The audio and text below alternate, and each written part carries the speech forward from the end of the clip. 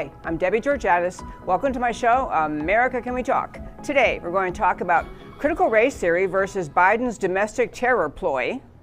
Christine Soule, author of Broken and Beautiful, Let God Turn Your Mess into a Masterpiece. I met this lady in Florida a few weeks ago. I cannot wait for you to hear her story. And Biden, Putin, Tucker, and January 6th. And of course, I'll tell you why these stories matter to you. Stay tuned.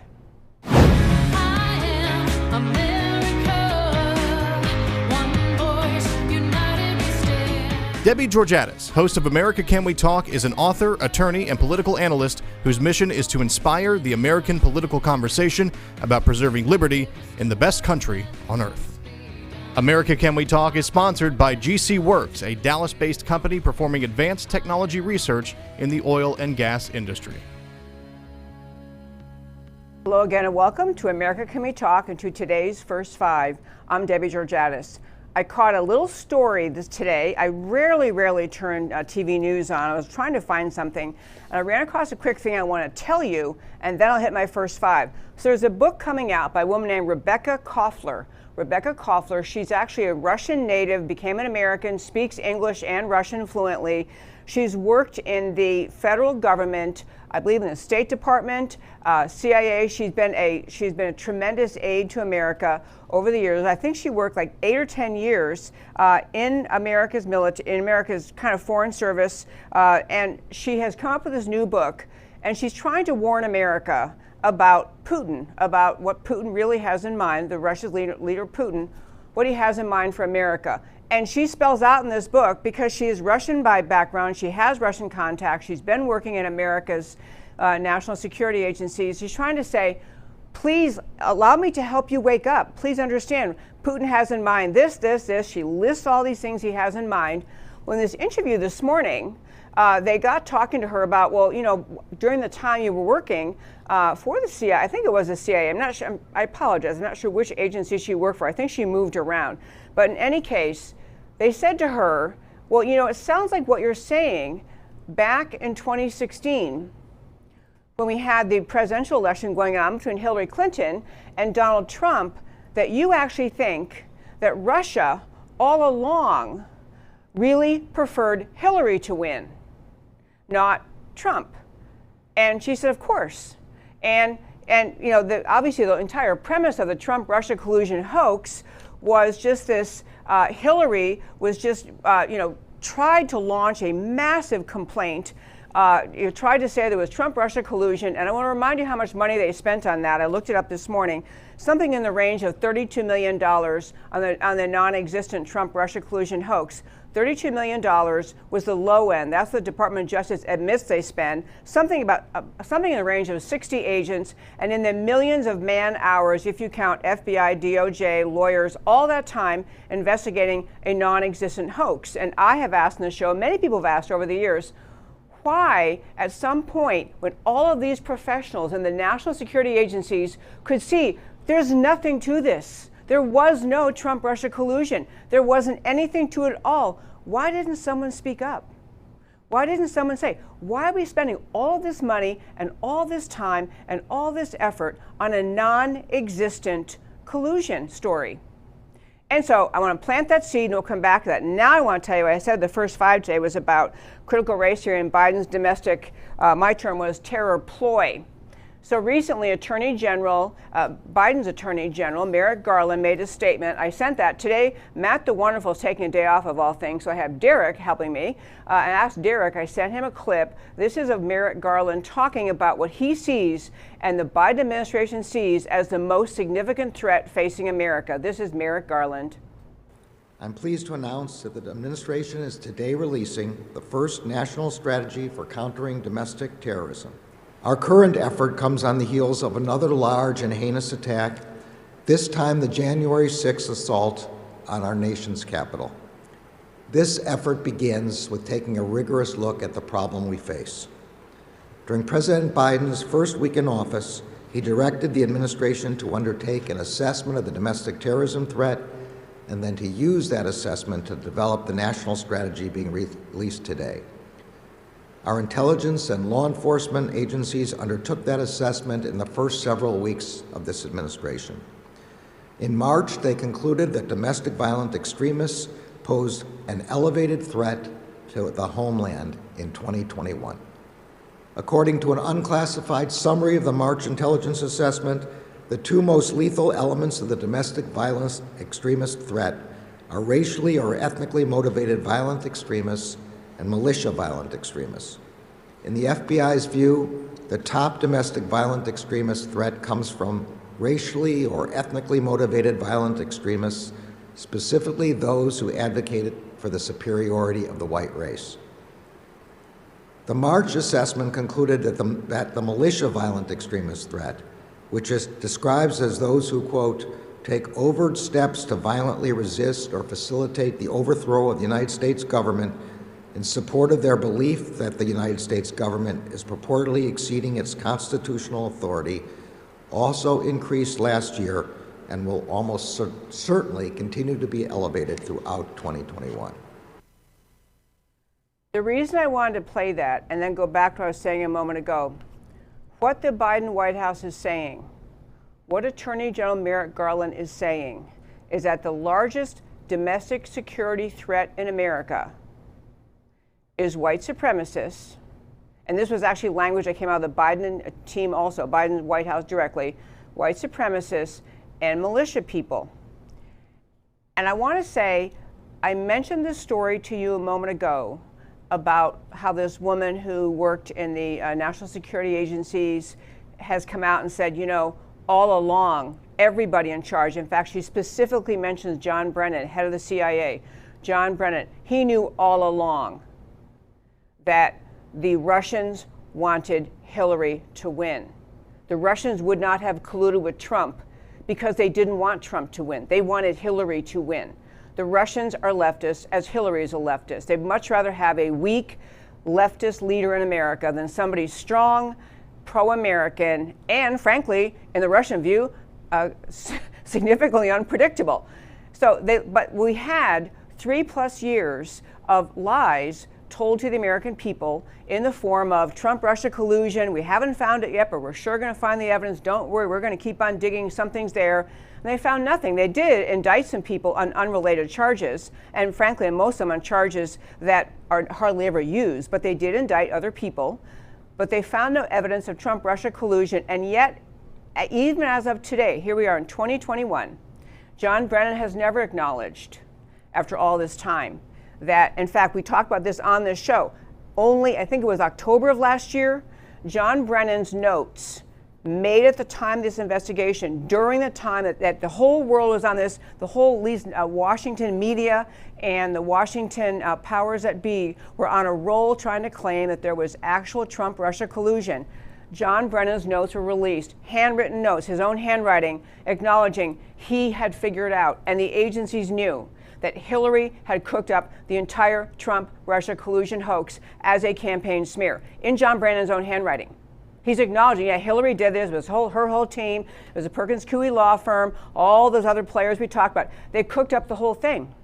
And yet you never had, here we are in 2021, John Brennan's never acknowledged that. He's never backed down and said, and after all the nasty statements he made in the media about President Trump, and you know, clearly he was a bad guy, we just couldn't find it out. I mean, just calling him all sorts of names.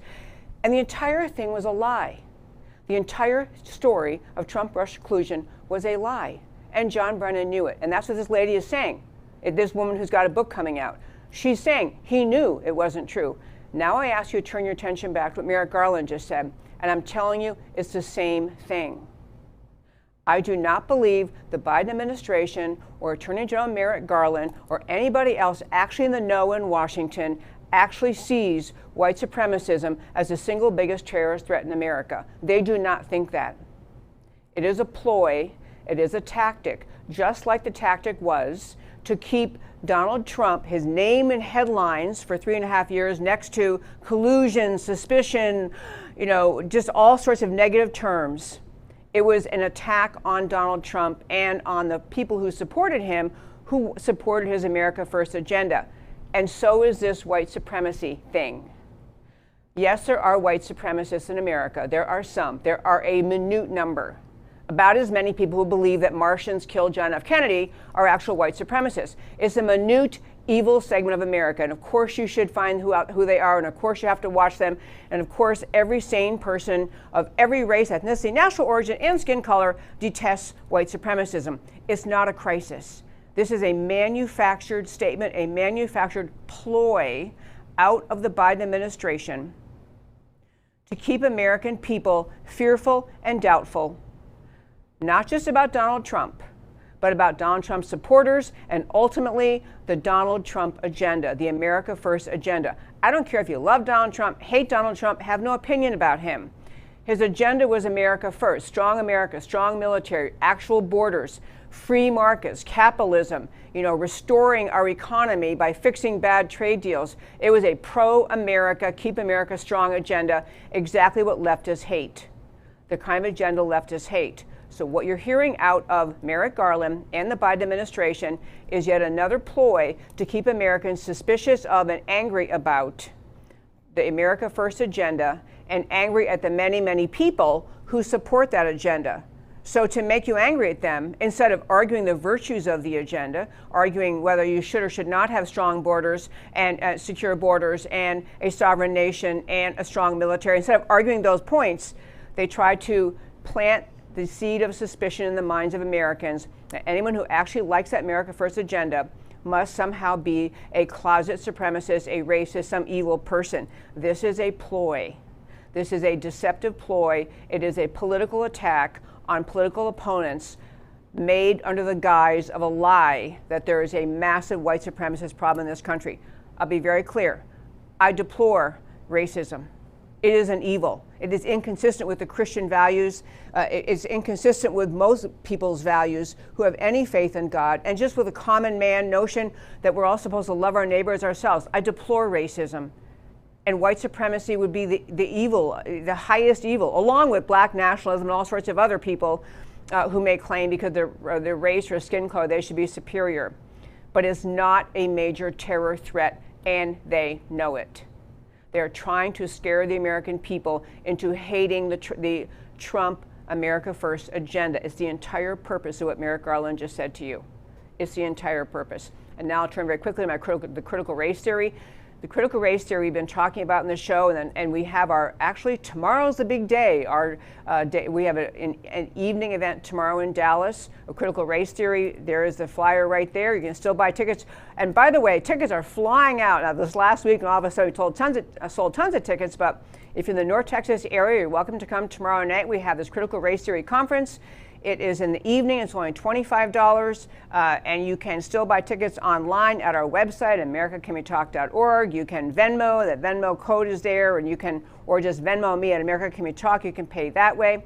You can pay at the door, although we prefer you pay ahead of time. You can pay at the door. We've got a great crowd, fabulous speakers. I'm not going to go over them again, but I would just urge you to come to that critical race theory. Now I want to go back to talking about critical race theory versus what the Merrick Garland people are saying. The critical race theory is yet another insidious effort of leftists to divide America, to convince Americans that we all should see each other by skin color and nothing else, that we should judge each other by the color of our skin rather than the content of our character. It is a permanently divisive, ugly theory. And because it was insidiously, as a snake, slithering its way into the public schools, into the military, into society, unbeknownst to many people, to the average Joe, and certainly to conservatives, were not aware that this was there. And all of a sudden, it's been discovered. And there are just many organizations putting on events like ours, statements, putting out press releases denouncing it. All of a sudden, this has now become, the left is realizing that this latest effort, critical race theory, another effort to divide America by race instead of unifying us around our founding ideals. Because the left is realizing they've been found out, we now have many leftist organizations complaining. In fact, they had to drag Barack Obama out of retirement last week to come out and denounce anyone who's complaining about critical race theory. And they try to characterize, it's just talking about, finding equal justice or exposing racism. It's not that at all. It's an ugly, insidious, devious ideology. Well, you'll hear more about tomorrow night. But because there's more attention to it, the left is realizing, oh my gosh, people are catching on. They're going to stop us from doing this, from teaching this in our schools. So wrap up the first 5 by saying this. At the end of the show, after this interview, which you will love, at the end of the show, we're going to turn to what Tucker Carlson talked about on his show last night. He's talking about what has been discovered related to the January 6th events at the Capitol. I planted the seed in this first 5 that I do not want to be, am not a person who just views everything as a conspiracy. I do not dismiss every single person on the other side of the aisle as bad. But at the same time, it's important to understand the depth to which leftists will go to diminish and destroy America first thinking, pro-America ideas, the anti-American left. They showed you what they're willing to do in the Trump-Russia collusion farce. They showed you what they're willing to do, and the impeachment efforts were utterly baseless. They're showing you again by putting up this critical race theory. They will go to any length possible to divide this nation, to divide the American people. And it's entirely for them to gain more power.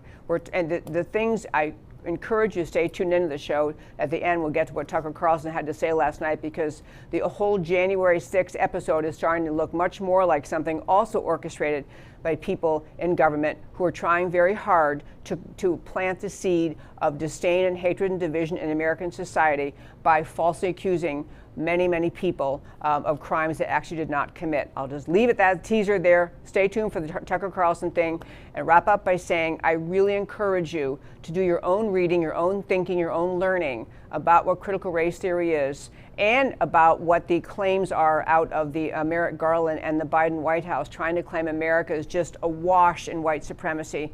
Most people in their gut, they hear those kind of things and they think, I don't think so. I don't think America is as bad as you're saying. I don't think America is that bad.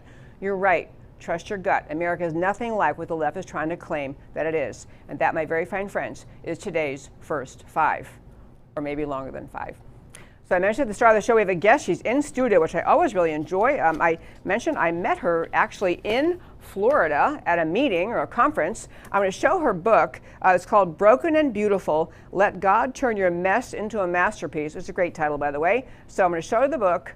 You know, I always, at the camera, there we go. That's the book, Broken and Beautiful. And she just has an amazing, not only amazing life story, but also amazing decision what she decided to do about her life story, how she took the lessons of her life story and is now doing extraordinary things, blessing other people. So I'd like to introduce Christine Soule. Hi, thanks for having me. I'm glad you're here. Okay, so I'll tell you, I want to make sure your last name is pronounced Soule. Soule, heart and soul. Soule, okay, heart and soul. Okay, well that was bad. Okay, we actually have a friend in California who pronounces it differently, same name. Yeah. Okay, so I just want to start with this, Broken and Beautiful. I want to go first to what the organization you have created, and I just think I want to have our listeners hear what it does, and then let you, beyond that, we're going to go back and talk about why you got around to doing this. But start with your, and I'm sorry, it's Providence Heights. Providence Heights.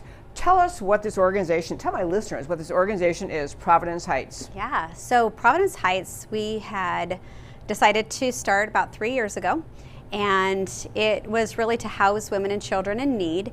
And so, you know, right from the very beginning, I had talked to 2 huge givers. And I said, what do you look for in giving to an organization? And both of them said the exact same thing in 2 different settings. They said, is it sustainable and who's on your board? I went, okay, I'll get a killer board and figure out how to be sustainable. So, you know, housing women and children and having sustainability are 2 very different things in the world's standards. And so really what we started to focus on was that very precious place actually that's in my story of, you know, I just needed an opportunity to really make it in life. I had 3 children by the time I was 19 years old. At 21, I was bouncing from house to house, couch to couch, just trying to survive. And it was that beautiful moment, really, that I feel like God brought me back to, of catch them there. Be preventative. Don't focus on, you see, there's a statistics that 72 hours is what women have on the streets before pimps and drug dealers get to them. 72 hours. You mean anyone who's homeless on the streets? A woman on the streets has 72 hours before pimps and drug dealers get to them. If they end up on the streets, they lose their babies. If they end up on the streets, think about the mental illness just from landing on the streets. now the drug addiction, now the abuse, now the trafficking. Why do we have to wait for people to get all the way over here before we go, oh gosh, we should do something about this? Because the reality is most places will not help people as preventative. They want to focus on the people that are so down and out, so distraught. And so really what we do is we consider ourselves, the way I like to say it is all of us at some point in our lives have been at the edge of the cliff. And the next critical steps that we take will really determine whether we start to fall off that cliff. And people are throwing ropes. They're throwing ropes. The problem is there's too many ropes to throw now. And depending on how far they have fallen down that cliff will really determine whether we can pull them back up or if they even have the strength to hold on. So really our focus is that we're a guardrail. We stop women from falling off that cliff. The mama who just ended up with a divorce and the rug was pulled out from under her feet and she doesn't have the skill set or the education, the knowledge on handling checking account and savings and credit scores, all of that. And so really we're focused on helping women who are just on the edge to really not just survive, but to thrive in life. So we actually teach them, our focus, the way we say it is a mouthful, but it just says it perfectly. And it's that we are a residential entrepreneurial training program. And really our emphasis is the entrepreneurial skills that we teach them. So we started March 1st is when we opened the doors. We gave them a week to get in, and in 6 weeks they had product in hand. So we started 2 nonprofit organizations. One is Providence Collective, and the reason for starting that is to fund Providence Heights. And so it's just starting businesses. So these women have learned to build a website, do marketing, they create the content for the wording, package fulfillment. They do everything. And in 6 weeks, these women started a coffee business, and we have product in hand 6 weeks later. We have your coffee, actually, and it's good. It's amazing. Yes. So that's what we're doing. I'm sorry, I'm losing track. You're not talking about March 1st this year. You're talking about March 1st. This year. That is this year. This Okay, year. when I met you, you had just gotten it rolling. You were, wow. Yeah. Okay. It's amazing. Yes, it is. Okay, so how do women, so you, do you have to go out in the streets? I mean, do you have someone who goes out and tries to help them? Hey, here's something that could help you? Or how do they hear about you?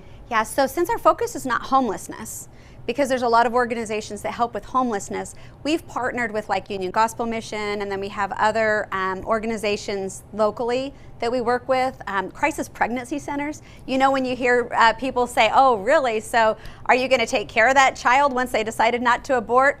Yes, we will. Yes, we will. We will help those mamas to get on their feet and really to get established in life. And so that's a great way that we have connected with people. Female veterans who just need an opportunity to get back on their feet. Those are really the areas that we're looking to find people. And the church. The church is one of our favorite locations because, we have a lot of pastors and people that are helping within the church that just know that there's women and women with children who are just trying to make it. And so the church is kind of assisting them in helping them. And so those are ones that we're really looking for as well. So this is based in where you are in, not Seattle, but near Seattle? Yeah, we're near Seattle. We're in Bellevue, Washington. And we really see this as a vision for every major city in the United States. California, we're having some conversations about an apartment there. And then we're also looking in Houston. Okay, residential, say the categories again, the mouthful. Residential entrepreneurial training program.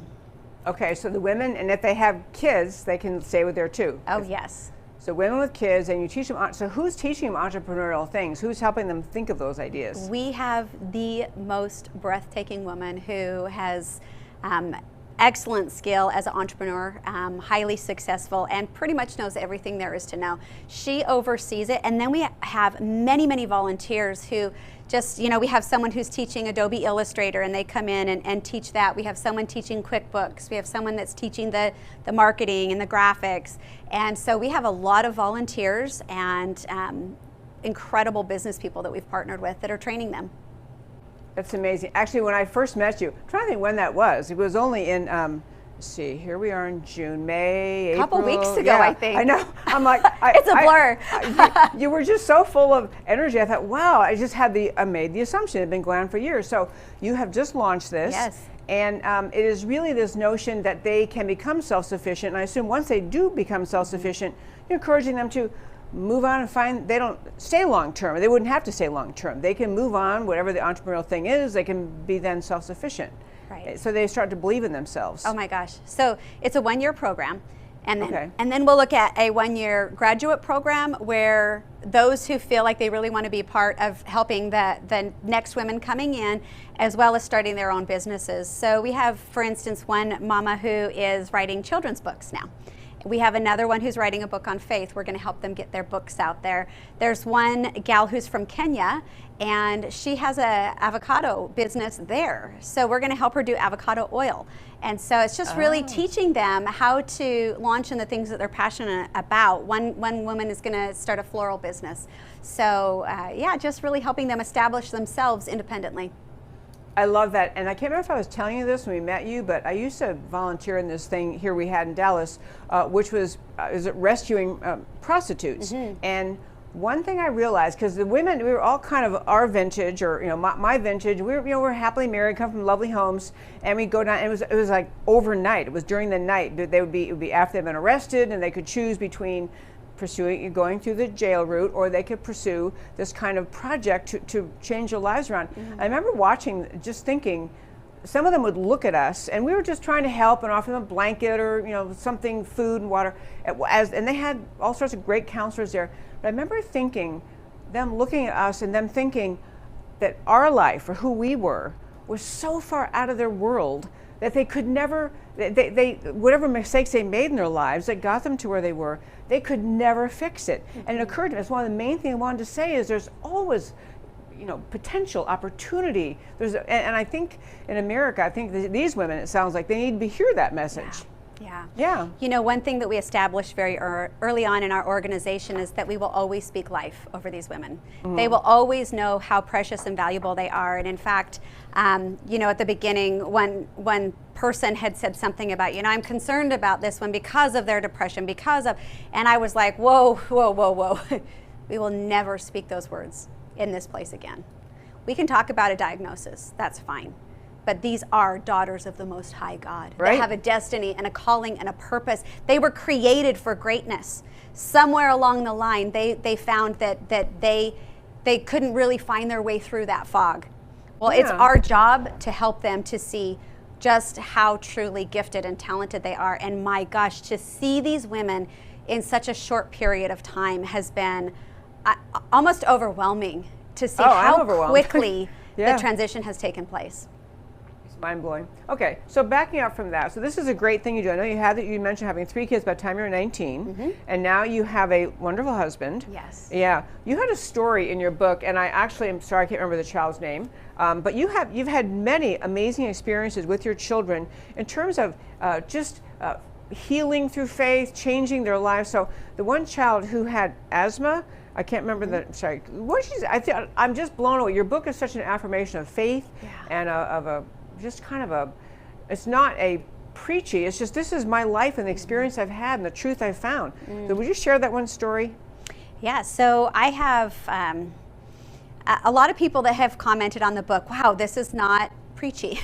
Right, exactly. One it's person, not preachy. Yeah. One person who actually reached out to me, and she said she gave her life to Jesus, and she said, had she known it was a Christian book, she wouldn't have read it, but she was so captivated by it.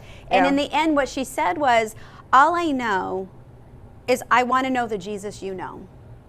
That's what I want to know. And so as far as the chapter, I have a chapter on healing, and one of the areas I talk about my son, who actually both of them were born with asthma. They were premature, and it was the kind that they said they would always have, and they would never be the doctor healed from said that. Yeah, they always the had to doctors. be asthmatic. Yep, and it was pretty critical. If one of them had a hard time with an asthma attack, he was usually hospitalized for many days at a time. And so we had gone to a church, and the church background that we had was not, you didn't pray for healing, you didn't do anything like that. And we had gone to this big church first time, freaked me out. But you know what? My son had just gotten out of the hospital. It was pretty critical. His lungs were permanently damaged. And the pastor did an altar call for healing. So I thought, I'm going to take him down. So I brought him down, and he afterwards had said that he was totally healed. I went to go give him his nebulizer treatment, and he was saying, "No, I'm healed." And I'm like, "That's great, buddy. Take your treatment now." And he's like, "No, I'm healed." And he said that man prayed for me, and I'm healed. He said he felt it. He felt heat when he put his hand on his head. He said he felt heat on his whole body, and then he said what felt like needles stabbing him, and like a snake wrapped around him. He said he just, all of that, when that heat came down him, he just was completely healed. And so, how old was he, your child? Oh gosh, I think he was in the 2nd grade. So 7 or 8 or something like that. Yeah. And he really was healed. He was totally healed. They became star athletes after that, actually.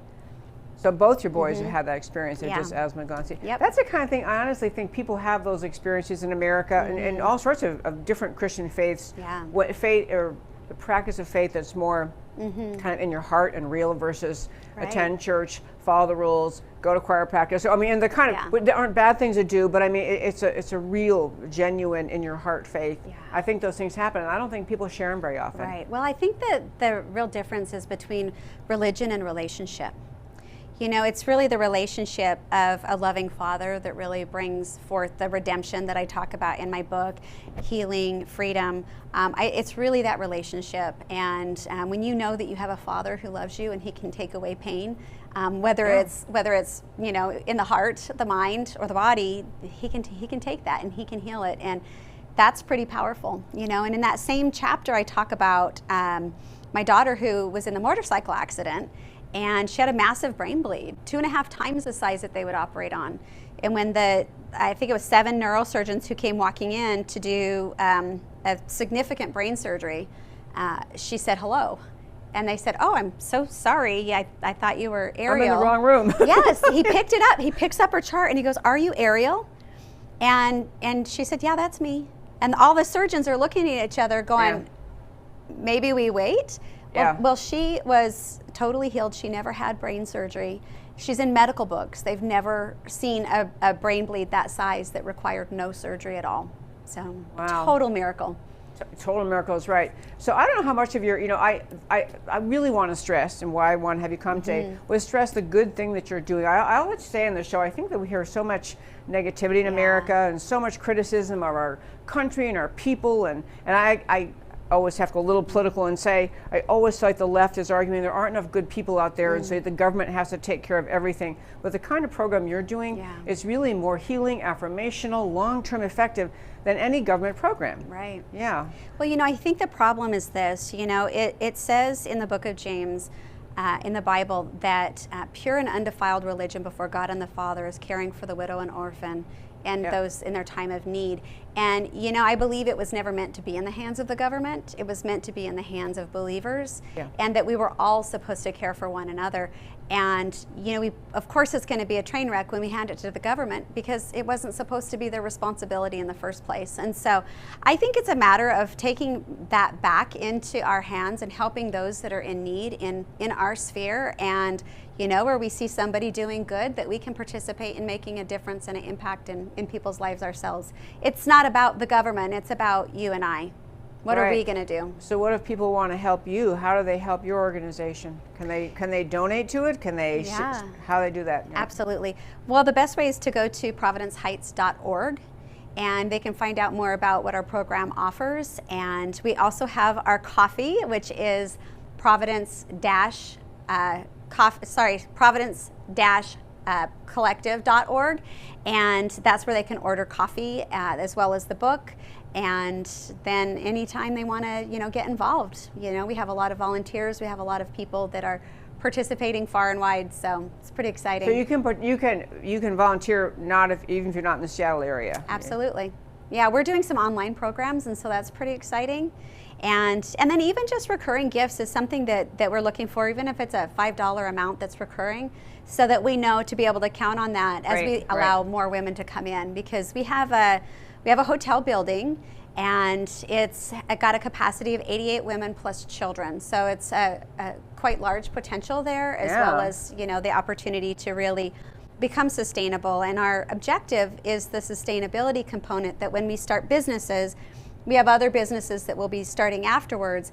And once we get that rolling, you know, we have a vision to have apartment complexes with, you know, retail space below, then office space, and then housing, and even apartment complexes that are, you know, just have everyday people living in them. But could you imagine, you go look at 2 different apartments, and one of them they say, oh, by the way, 100% of your rent is going to care for those women and children in need.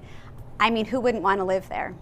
And so really that's our ultimate goal, is that we can just get a sustainability. We know that capitalism works. It just truly doesn't always work for the little guy. And so let's take something that works here, implement it over here, and watch how that can become sustainable on its own, so that we're not constantly having to have taxes taken out or money given that you feel like isn't going to any good sources. Yeah, I'll say one last thing about doing it in the private sector, which is government tends to believe, and maybe they feel like they're constrained by the laws and the courts, they really can't have a faith component in what they are doing. They can maybe refer people to an outside organization, but the whole, you know, it's a fish for a day kind of thing versus really what you actually change, how you think of yourself, you believe in yourself and your God-given rights and purpose and place and identity that makes you change long term. And that's what really the private sector can do that, and really the government just can't. And that's really my heart cry, is transformation of heart, because, you know, from my story, my situation, you know, I had a very difficult life. And I really didn't see that I had any hope. Like you had mentioned, the prostitutes. It's hard to see what you could potentially be when everyone in the world around you is telling you that you can't. And so it's really changing that environment. I actually chose one of the highest profitable zip codes in all of the world on purpose, because I believe if you give women a standard of excellence, that they will rise to a standard of excellence. And so that's really what we're showing them, is that they have purpose. In fact, they all chose their names. So we have director of marketing, we have director of package fulfillment. They'll send out emails. In fact, I talk to people and they're like, oh my gosh, they were so professional, I thought they were your staff. And I'm like, they are that professional. They own this business, Providence Collective, and you would have no clue that they were fighting to just keep a roof over their head. Wow. Christine Soule, I am so blown away. Again, I'm going to urge my listeners to buy your book. You know, okay, here you have, there we go. It is Broken and Beautiful. You just will love it. You should give it, actually be a great gift to give to young women, or to anyone really, but it's just easy read, friendly, loving read. And as you say, it's not preachy, but at the end of it, feel very renewed again, the power of God to transform lives and to lift people up. And I so commend you. And again, if you tell this one more time, if they want to donate or help in some way, the website is? Yeah, providenceheights.org. Okay, Christine Soule, thank you so much for coming in. Thank you so much. You're wonderful. Same to you, you're wonderful. Okay, folks, I have one last quick story I want to cover today, and that is I called it Biden, Putin, Tucker, and January 6th. I just want to share something with you. I actually don't watch television, and so I prefer to read. I love to read, even news stories. I love to read online. But someone had forwarded me and said, "You've got to listen to this Tucker Carlson segment." And I know he's very good. He's very dedicated researcher. He has a team, but I mean, he has people who will research, dig, and understand things. And part of what he was reporting on has to do with some investigation as to what actually happened in the Capitol on January 6th. And I want to ask Derek today, I sent a link to him, if he could play this segment of what Tucker Carlson had to say. I believe this was last night's show. Who did shoot Ashley Babbitt, and why don't we know? Are anonymous federal agents now allowed to kill unarmed women who protest the regime? That's okay now? No, it's not okay. It'll never be okay. And why are all those January 6th protesters still in prison on trespassing charges, as so many Biden voters who torched federal buildings walking free? What's the answer to that question? If all of that was going on in Russia, we would rightly call it scary. We would call Putin a dictator. In fact, we do call him a dictator. And speaking of January 6th, why are there still so many things, basic factual matters, that we don't understand about that day? Why is the Biden administration preventing us from knowing? Why is the administration still hiding more than 10,000 hours of surveillance tape from the U.S. Capitol on January 6th? What could possibly be the reason for that? Even as they call for more openness, we need to get to the bottom of it. They could release those tapes today, but they're not. Why? We ought to be asking those questions urgently, because as the Attorney General reminded us today, a lot depends on the answers. And at least one news organization is asking that, Revolver News. It's a news site. It's turned out to be one of the last honest outlets on the internet. A new piece on revolver.news suggests an answer to some of these questions. We know that the government is hiding the identity of many law enforcement officers who were present at the Capitol on January 6th, not just the one who killed Ashley Babbitt. According to the government's own court filings, those law enforcement officers participated in the riot, sometimes in violent ways. We know that because, without fail, the government has thrown the book at most people who are present in the Capitol on January 6th. There was a nationwide dragnet to find them, and many of them are still in solitary confinement tonight. But strangely, some of the key people who participated on January 6th have not been charged. Look at the documents. The government calls those people unindicted co-conspirators. What does that mean? Well, it means that in potentially every single case, they were FBI operatives. Really? In the Capitol on January 6th. For example, one of those unindicted co-conspirators is someone government documents identify only as Person 2. According to those documents, Person 2 stayed in the same hotel room as a man called Thomas Caldwell, an insurrectionist, a man alleged to be a member of the group the Oath Keepers. Person 2 also, quote, stormed the barricades at the Capitol on January 6th alongside Thomas Caldwell. The government's indictments further indicate that Caldwell, who, by the way, is a 65-year-old man, this dangerous insurrectionist, was led to believe there would be a, quote, quick reaction force also participating on January 6th. That quick reaction force, Caldwell was told, would be led by someone called Person 3, who had a hotel room and an accomplice with him. But wait, here's the interesting thing. Person 2 and Person 3 were organizers of the riot. The government knows who they are, but the government has not charged them. Why is that? You know why. They were almost certainly working for the FBI. You know, I would encourage you to listen to that whole show. I put a link up on our website, americacanwetalk.org. On the homepage, under shows, drop down list of links. You can read the article from one article that relates to Tucker Carlson's story. You can read the Revolver News article to which he's referring, and you can get a link and hear all of his remarks. I want to loop back to what I was saying in the beginning of the show today as we talk about this. There is growing concern among not far-right conspiracy theorists, not Q people, QAnon people. I have no idea how you even read Q. I don't know where you find it or hear it. I have nothing to do with Q. But well-informed, intelligent Americans, serious conservatives, are watching the behavior of the federal government, and they are beginning to raise more serious and legitimate questions about what was the real source and problem on January 6th, what happened, and the kinds of questions that Tucker Carlson raised are really vital to think about.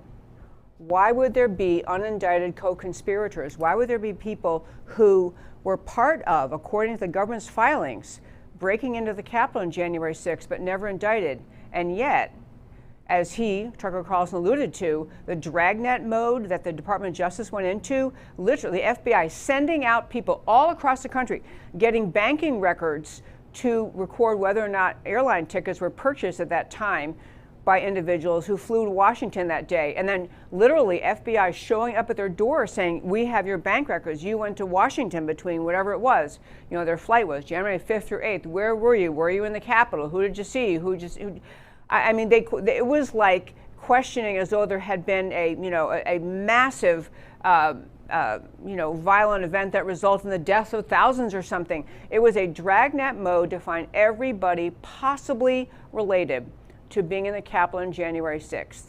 It was a far more broad and determined and relentless investigation effort than seems to be justified by what actually happened that day, and especially if you compare it with the violence the country permitted at the hands of Antifa and Black Lives Matter in cities all over the country for nearly an entire year, far more death, far more property destruction, far more violence, and far fewer indictments, far fewer prosecutions. It was like, it was okay if you're on the left and you're trying to destroy the country, but on January 6th, anyone even got close to the Capitol was at least questioned if they could figure out who they were. And the FBI was putting up pictures of people in the crowds. Does anyone know this face? Anyone know this face? And I'm getting at why I'm talking with you about this and why I really urge you to think about this is that we are watching a leftist control in Washington power, in the halls of power in Washington, unlike anything we've actually seen in America's past. Even during the years of President Trump's presidency, the agencies were still controlled by the leftists who had been placed into power under Obama. I mean, you had the head of the agency, the CIA, the DOJ, FBI, all that were, Trump appointees, but the entire swath, the higher level of people call the deep state, and I think that is the best term for it, but people who stay in power whether or not the presidency changes, and you watch that deep state, which is comprised of both political parties, but you watch that deep state in the era of Trump go after him under the complete farce of the Trump-Russia collusion hoax. No indictments of people for lying about it. No indictments, no questions, no accountability by John Brennan, Comey, any of those folks, no legal accountability as to why they permitted a farce of an election investigation, a farce of a hoax investigation go on and on and on, which was to the great detriment of the Trump team and the Trump agenda and Trump voters. It was designed to instill fear and distrust among Americans, and most certainly among those who supported Trump. And then you had the impeachment farce, two farcical, pointless, unjustified efforts to impeach. Ridiculous, no rationality to them. The Ukrainian one, we talk about that so many times. All I'll say is what Trump was accused of is what Biden did, and who's never been held accountable, and it's okay for him to be president. That was one impeachment. Then there was a ridiculous impeachment over conversation between the president and an official in Georgia. Those things did not amount to warranting a hand slap, let alone the drastic remedy of impeachment. But that's what happened. And then you go to January 6th and you say, well, what Tucker Carlson is getting at is the FBI had invested itself, had become involved in numerous organizations now being charged, now being accused, and were actually on hand with them in Washington entering the Capitol. And so obviously the concern is who actually orchestrated, who came up with this plan? Was it a plan ahead of time?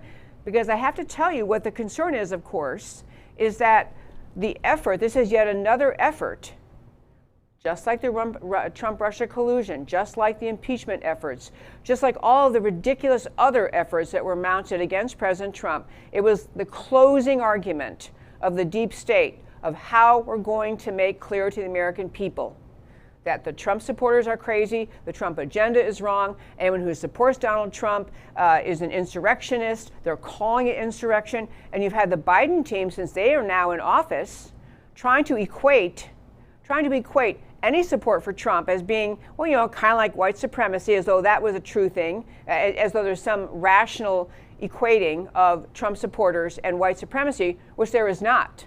There is not there. It does not exist. You've had the media continue to allow Joe Biden, who claimed the reason he ran for president was because he was so upset about what Donald Trump said with regard to the battle over taking down some Civil War era statues. What Trump said was, there are good people on both sides of the question, should you leave statues of Southern Civil War era heroes standing? And other sides said, or should you take those statues down? He was saying good people on both sides. He never said white supremacists or racists were fine people. Never said that. And it's been proven and shown over and over. And yet Biden says he ran on that. He gets into office saying that. He's still saying that. Hillary Clinton just tweeted it out again about 2 weeks ago. They are, on the left, so determined to destroy President Trump, to destroy his image, reputation in the world, in America and in the world, so determined to cause the Trump supporters and people who support the Trump agenda to be beleaguered, exhausted, and to surrender. And it's really not, as I've said many, many times, it's not really because they personally hate Trump. They may not like him. They may not like his tweets. They may not like his hairstyle. I don't care what they do or don't like about him. What they don't like, what the American left deplores about President Trump, is because he had the audacity to inspire the American people to believe again in the goodness and greatness of America. Not that Trump said it was perfect. No one said it was perfect. What Trump was reinstating, reinvigorating, was belief by the American people in the goodness and rightness of the ideas that created America, embedded in our Declaration of Independence, the concept that we all have rights from God, that we're all created equal, we have rights from our Creator because we're born. We have rights to live in life, liberty, and pursuit of happiness, and the entire structure of government that is intended to enable those promises to be fulfilled by our country. The structure of the Constitution, separation of powers, all those great things. These are ideas that there began to be conversations again, frankly, previously under President Obama, when he came to power and started talking about the things he wanted to do. Many people started saying, you know what, is he allowed to do that? Is the federal government, are they allowed to do that? I mean, you had a renewed interest in what the Declaration of Independence says, in what the Constitution says under Obama. Trump came along and said, you know what, actually, America the Great is right. America is a good and great country, a noble country, and we need to make it strong again, which includes securing our borders, getting better trade deals, bringing jobs home, renewing the free market economy, standing up for freedom of religion, standing up for life, standing up for the faith and ideas, the values and the scriptural ideas that founded America. That's what Trump said, and Trump acted on when he was president. And it's those ideas that he inspired America with. It's the ideas that Trump shared with America and inspired them with that caused the left to hate him so much. Because the very idea of America, the concepts of individual freedom, individual rights, the whole concept of the Bill of Rights, everything about the freedom of the individual is utterly contrary, utterly unacceptable to the leftist mindset. And this is why they were so determined, that deep state mentality, so determined to get rid of him, to not just get him voted out of office, but so malign and paint as an ugly, evil character in history, President Trump, so his supporters would back off.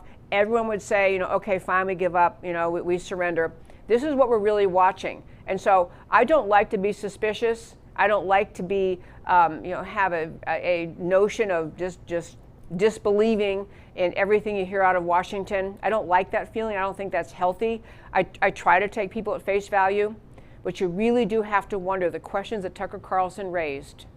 What are the answers? Why does the government have over 10,000 hours of videotape at the Capitol that day that we can't see, of surveillance tape? Why the only person who died that day by violence was Ashley Babbitt, who was shot to death, unarmed veteran, shot to death by a Capitol police officer. Why is it that no one in America is allowed to know who the Capitol police officer was? No one's allowed to know the story. They simply announce investigation occurred, no charges to be filed, the end. And this is how they're trying to treat it. Contrast that with any time there's an officer-involved shooting anywhere in America, especially if the victim happens to be African American, and everyone within 10 minutes knows the officer's name, the victim's name, and they're in the streets rioting, demanding prosecution. You have an unarmed veteran shot to death by a Capitol police officer, and the government's telling you you have no right to know who he was, who the officer was, or why we concluded no charges should be filed. There are many, many suspicious facts around the January 6th incident. I don't want to be a conspiracy theory person. I don't like conspiracy theories. I like plain old truth. I like transparency. But I think the questions Tucker Carlson is raising, the questions are really important. It's important to demand that we understand, why would there be unindicted co-conspirators? Why can't we know who killed Ashley Babbitt? And by the way, I put Putin's name in this title. Did you realize over at G7 conference, and Putin made his statement, some interview he gave while he was over at G7, even Putin raised, what about Ashley Babbitt? He knows her name. He knows her name. He knows that Biden will do nothing about it. Biden has joined in with the left. Okay, nothing to see here. Move along. We're not going to talk about this anymore. Biden's joined in that. Biden seems to be fine with that, to let it all go. But I think there's a rising chorus of people who are saying, no, we're actually entitled to the whole story. We're entitled to have the truth about what happened. We're entitled to know if there were FBI officers inside the Capitol who had become embedded in these various organizations. We're entitled to know why there's such a massive investigation. I'll tell you one reason, beside all those questions I'm raising, I want to tie back, and I got to wrap up because we're out of time here, but I want to tie in and say why this investigation is so important. The effort that Merrick Garland makes when he says, oh my gosh, the biggest problem in America is white supremacy and militias, he's referring to conservatives, and everybody knows it. He is, in my opinion, not honest that he actually believes that's the biggest problem. He believes it's part of the agenda he must participate in to silence and embarrass and get rid of the Trump agenda and Trump supporters. On this, the January 6th incident at the Capitol has many unanswered questions, and it's reasonable for many people starting to look at it to say, I kind of wonder if it was orchestrated. Why were, for example, it's now come up, Capitol police officers were letting people in the Capitol? I mean, if they're so worried, and they had notice ahead of time. They declined to have the kind of coverage they now, obviously in retrospect, needed. They turned down, they were aware of the threats. They've been following some organizations. They knew of some threats. They did not reach out for the help, and then the help was late in coming. And whether or not, you hate to think what our federal government, our government, actually put together an entire operation like this for the purpose of furthering the agenda of saying, we're going to shut down Donald Trump and his followers and the America First agenda for good. I will tell you that the Biden team, shortly after he came to power, it may have been the same day, the next day, the Department of Homeland Security announced in changing regulations that they were going to change the definition of domestic terrorism. Domestic terrorist was going to include people who questioned the outcome of the 2020 election. I don't know if they actually got that passed, but they floated that as an idea that they're trying to say nobody questions the 2020 election, and they try to parallel it to identify it. If you question the election outcome, you might be one of these crazy domestic terrorists. There's a lot going on the American left that is extremely alarming. And here in the great United States of America, we the people are entitled to ask questions. We're entitled to have conversations. We're protected by the First Amendment to have conversations about what really happened on January 6th, who were the unindicted co-conspirators who were inside the Capitol that day, whether or not the government knew ahead of time and what decisions and why they made the decisions they did. We're actually entitled to talk about whether or not there was election fraud in 2020. And we're entitled to insist on answers to that. And we don't have to stop talking about it just because the government's trying to say that you might be considered a terrorist if you're thinking and talking about that. Not okay in America, very serious times. If you listen to my show regularly, I am extremely, I'm careful what I say, I'm careful what I report on, I research about what I report on, and I am very concerned that we don't have the beginnings of the truth about January 6th in Washington, and we are entitled to know that. I close the show every day by telling you why the stories we talked about today matter to you. So we started, our first story today was on critical race theory backlash, Biden's domestic terror ploy. Critical race theory is increasingly exposed throughout the country, hateful, divisive, deliberately designed tool for deliberate permanent division. Biden, Garland, and Wray, all hyping white supremacy as the greatest threat to America. This is an outright falsehood, and they all know it. The deep state, ruling class, anti-American left thought they could inject critical race theory at every level of education, in the military, in government, in corporate America. They never thought the American people as a whole would wake up and resist. Get informed and judge for yourself. And attend tomorrow's conference, America Can We Talk Conference on Critical Race Theory. Details at my website, americacanwetalk.org. And on Biden, Putin, Tucker, and January 6th. The dots I urge you to connect. Before that, watch Tucker Carlson's video yourself. I really do urge you to do that. You actually will be amazed. You watch that yourself. And his opening segment was on the June 15th show. Analyze it yourself. It might be the most monumental expose in modern media history. Was the January 6th insurrection scripted and organized by the FBI? Even Putin is questioning the shooting of Ashley Babbitt. Serious questions being raised about deep state ruling class corruption and anti-American authoritarianism throughout the U.S. government. The election of Donald Trump in 2016 threatened to expose all of it. And that's why we endured the fake Russia collusion hoax and the farce of the Ukraine impeachment and then the Trump Georgia phone call impeachment. They were trying to get rid of the threat to their power. And the dots we must connect. The dots. Russia collusion, fabrication by the FBI and DOJ, a complete hoax to remove Trump.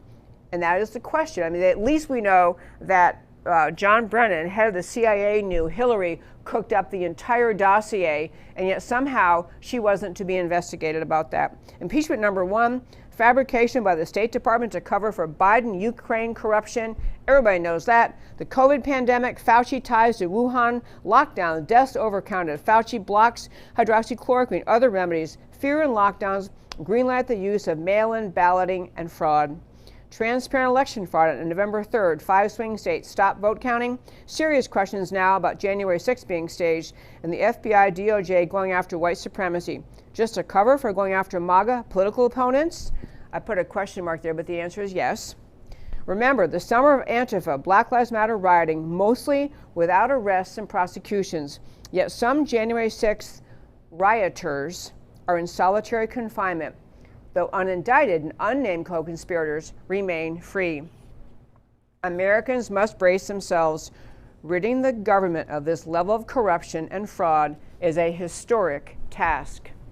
And that, my very fine friends, is America Can We Talk for today. Thank you so much for tuning in every Monday through Thursday at 3 p.m. Central Time to America Can We Talk, where I always talk truth about America because America matters. And I'll talk to you next time.